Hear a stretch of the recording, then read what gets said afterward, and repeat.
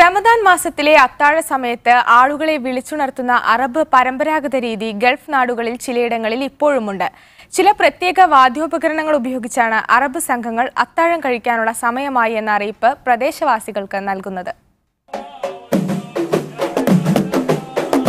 റമദാൻ മാസത്തിൽ അത്താഴത്തിന്റെ സമയമായി എന്നറിയിക്കാൻ ബഹ്റൈനിലെ ഗലാലി എന്ന പ്രദേശത്ത് വിവിധ അറബ് സംഘങ്ങൾ സജീവമാകാറുണ്ട്.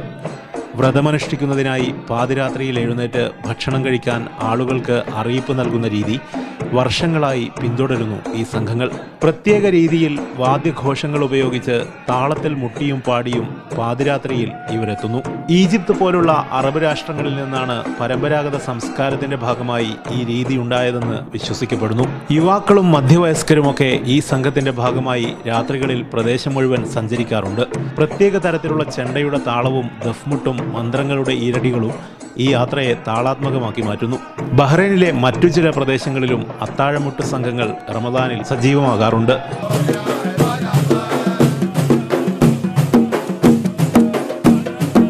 Media 1 Bahrain.